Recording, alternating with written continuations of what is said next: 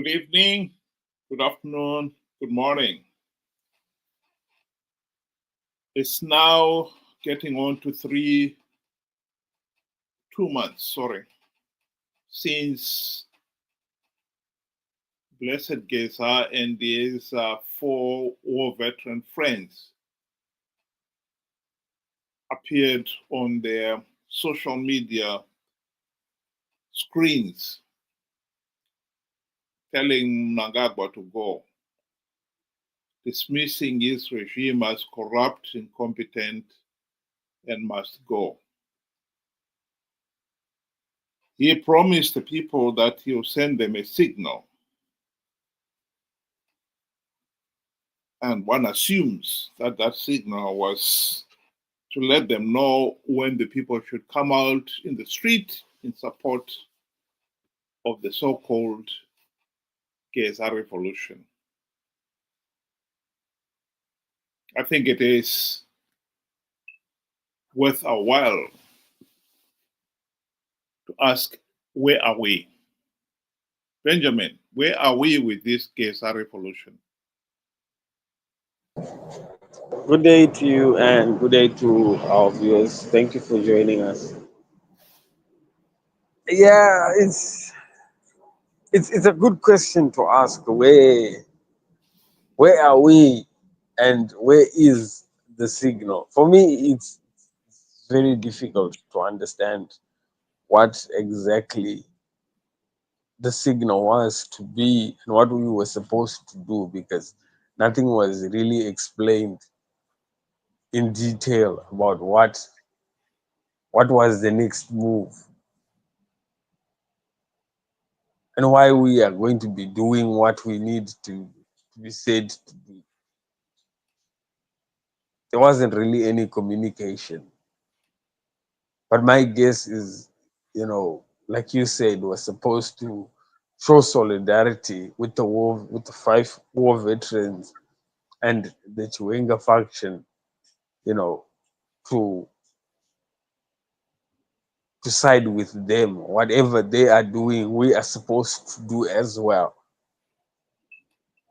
which doesn't really, you know, bring out the purpose and define what will be the next move. So basically, you know, it's just go and see and hope for the best. I think one of the objectives of the so-called Geza revolution was that Mnangagwa has failed and he should resign.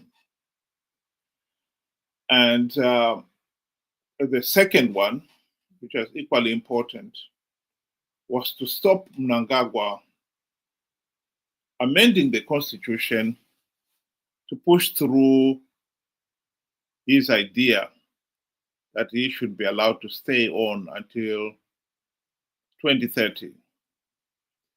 So the people were supposed to come out in the street to support the Geza revolution. First of all, to get Mnangagwa to go before even 2028. But failure to do that at least achieved the objective of stopping him, amending the constitution so that he could stay in office beyond 2028. I think that was understood by most people. The truth of the matter is, people did not understand what came afterwards. I still believe that many people would be of the same view as in the 2017,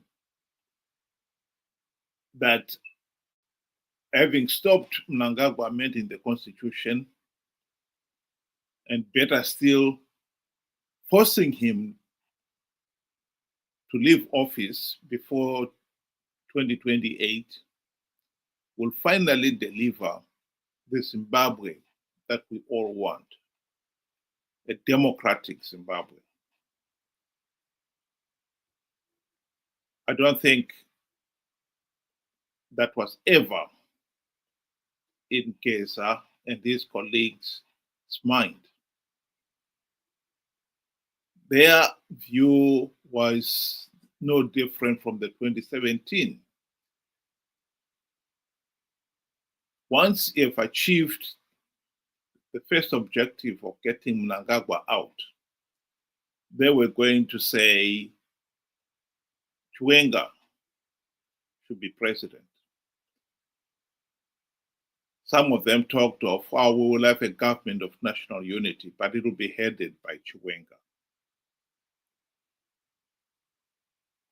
And that government of national unity, they said, will implement democratic reforms. And they've also made the position clear that the war veterans, the army, will have veto on what reforms are implemented.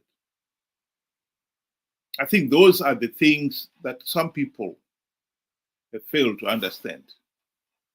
And I don't think those objectives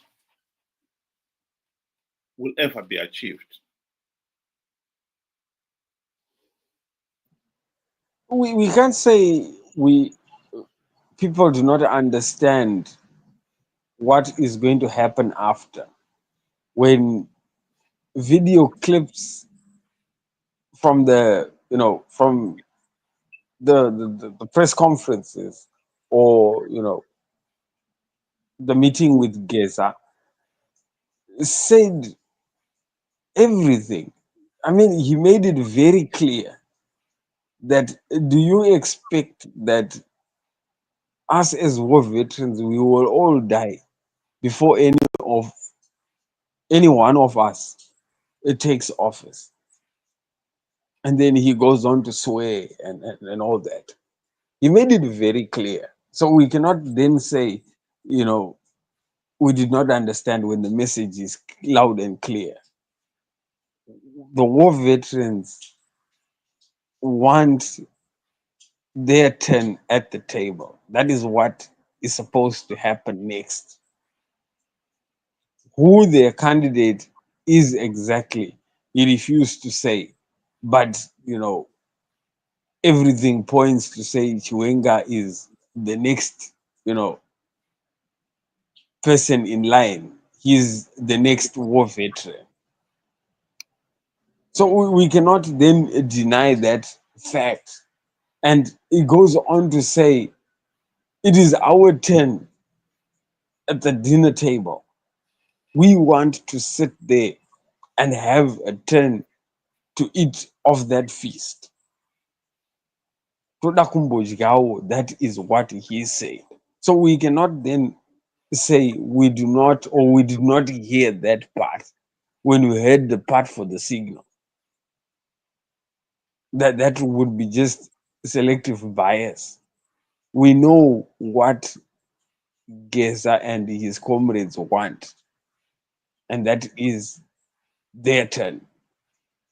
I don't know exactly what we will get from there. That is the question. What were we expecting to get from such an arrangement?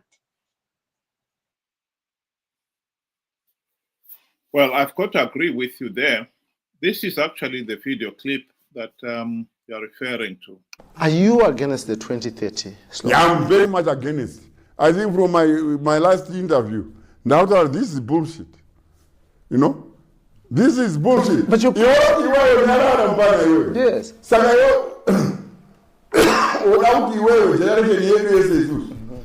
Fighters. Topera pasakana one way up in the State House. Unaona zviri normal izvo. But you were two guys. Robert Kapio Mugabe was your guy. Ah, fuck off, man. Mnangagwa was your guy. Iwe. When we say my war veterans, wanzwe ndikutaura zvakawanda. Wanzwe, right? Our man nationalists, ndotaura my war veterans. What's the difference? I'm not prepared to expand. Yeah. Iwega unofana kufunga kuti. Well, the truth of the matter is that the same war veterans are the ones who imposed Mnangagwa in 2017. And before that, they're the ones who imposed Robert Gabriel Mugabe since 1980. Our political system is rotten to the core. And this is why we are blundering from pillar to post. It's incapable of correcting itself. We have war veterans who, ever since the country's independence in 1980, have felt that they have the veto on who rules the country. Whereas ordinary Zimbabweans have a vote, which, if it happens not to coincide with what the war veterans themselves want, then they will veto it. This is why Zimbabwe has had elections for the last 45 years, but has not been able to change the regime. As much as they wanted to change it, they could not change it because the war veterans had the veto. That is the problem here. And I totally agree with you. The Geza revolution is only meant, at the end of the day, to replace Mnangagwa with Chiwenga. We're just replacing one dictator with another. This is not getting us anywhere. We did that in 2017. Look where it got us. And that is what we keep repeating. That is the problem here. We are just repeating the same failed solution. The war veterans themselves are the ones who imposed the dictatorship on the nation. And instead of acknowledging that the ZANU-PF dictatorship has failed, they are the ones who keep coming up with solutions and imposing those solutions. This dictator has failed. We want him out. And we'll replace him. We know who is the right person to rule.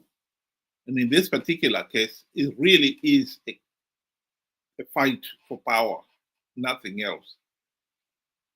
As much as Geza and his friends, ever since that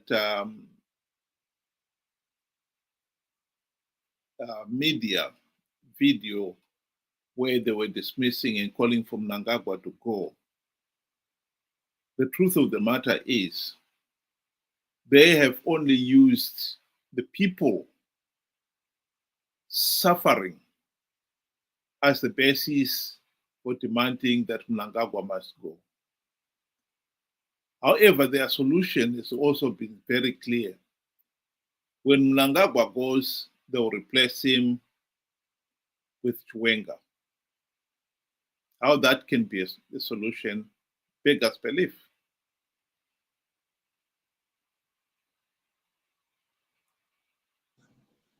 You know, Wilbert, we might as well agree to say the war veterans, or we are giving the war veterans the power to determine Zimbabwe's next president.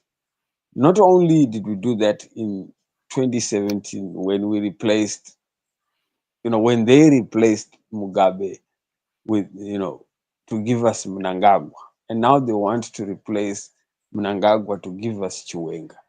we are basically now giving away our right to a meaningful vote or a meaningful say in who governs Zimbabwe. We are acknowledging that the war veterans now have that power to determine on our behalf who rules or who takes the seat as president.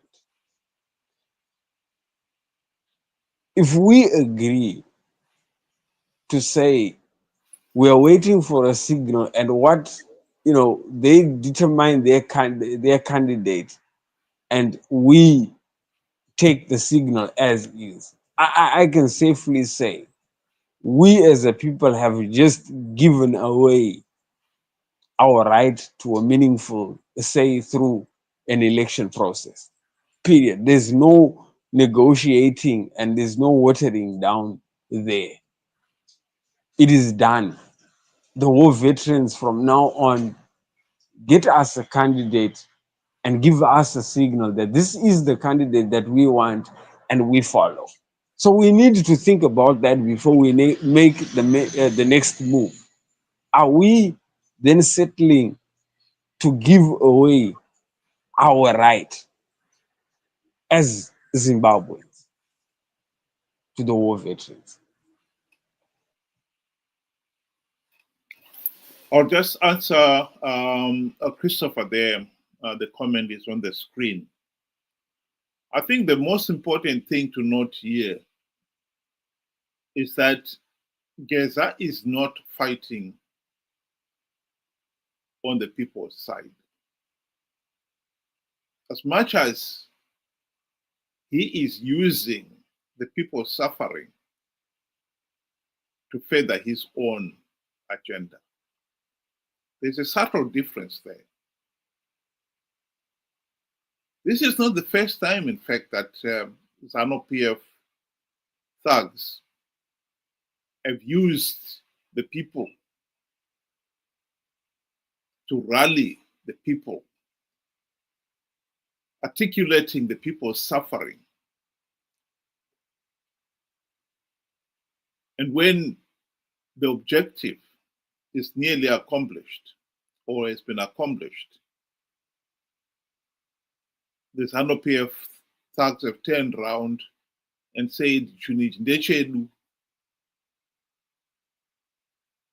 they have denied the people even a meaningful say in the governance of the country. People like Geza and all the other war veterans, they cannot deny that they played a significant role these last 45 years in creating and sustaining the de facto one-party state in the country. You cannot deny that. Even those who may not have played an active role, they cannot deny that when they saw things going terribly wrong, they've done nothing. I think this is a video that we should all never ever forget. This is the electoral coup of 2008, led by none other than Mnangagwa himself and many in the war veterans played a very significant role in what happened that year. 2008 patakaita ma-elections pakaposa papinda Tsvangirai ndandiri election agent ya president. Ma-results abuda tiri party headquarters vamutasa vanga vari secretary vedu ve-administration vamutasa muripi yafona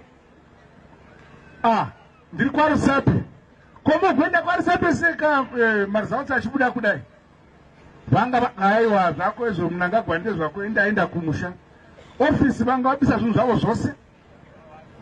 Watofunga kuti zani yadini yaparara. President ofona zvakamira sei? Kati atomamira zvakaita takatodini katida sei manje? Mama ndikati abvudzai baba nditaurira navo. Baba gadzirai politburo, cabinet. Musarangarira zvimwe zvinhu, gadzirai chi cabinet. Asi nangoda kuti muzive kuti 2008 maresults abuda vamutasa vakatiza. As a country, we face a generational transition. Vana vesa vari kuma below 35, they are crying out for help. The country is in a mess. Arusuru Faro. We know we are inheriting a mess. We know this country has been left with nothing. I'm assuring you that starting from tomorrow, you'll see a different nation from what you have seen or read on the news about these results and everything. Where we are going ahead there, the situation will be very different. What we said to our people, they could not see with their own eyes.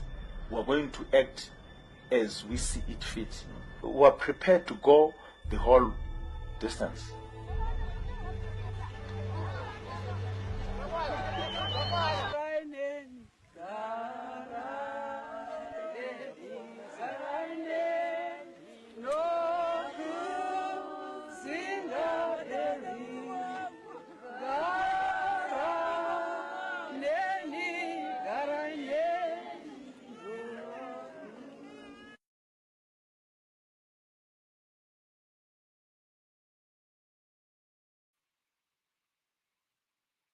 That is the political reality. My closing remarks to Zimbabweans out there is that after 45 years of rigged elections, we should have the courage to clearly define what the problem is. And in my view, the problem is the failed political system. The system that denied the ordinary citizen a meaningful say in the governance of the country, granted the war veterans the veto to say who should rule the country, and granted the ZANU-PF ruling elite the divine right to rule the country. That is the political system that we had since 1980. And that system has failed. What we need to change is the system, the dictatorship. Swapping one dictator for another is not the solution. And we should make it very clear to Geza and his friends that as much as we also are sick and tired of Mnangagwa, and much less his ambition to stay in power beyond 2028, we are not going to forget the primary objective, which is ending the dictatorship, and trade it off for the short-term gain of stopping Mnangagwa changing the constitution. We want to end the dictatorship. Swapping one dictator for another is no solution at all. That is my message to the people of Zimbabwe today. Ben, do you want to give your closing remarks? In conclusion, I would want to say I don't believe that the liberation war was fought so that the war veterans have a turn at the presidency or at the table. I think the war was fought so that each and every Zimbabwean should have a say, an equal say in who governs the country. I think that was the purpose of the war.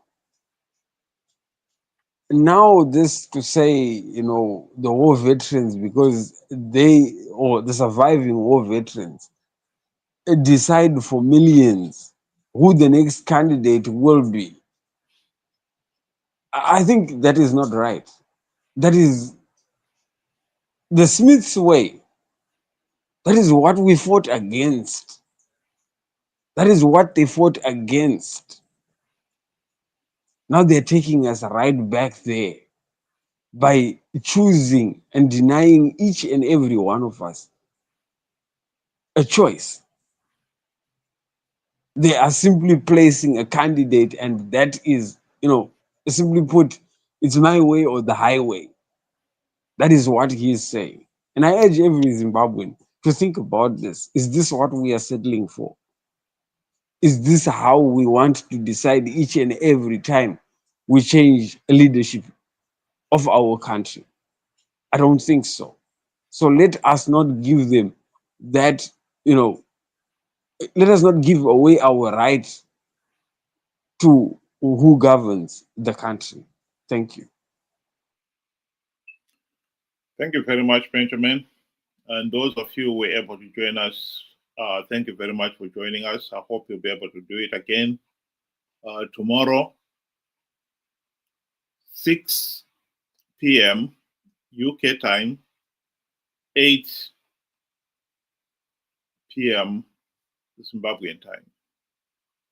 Thank you, and have a good night.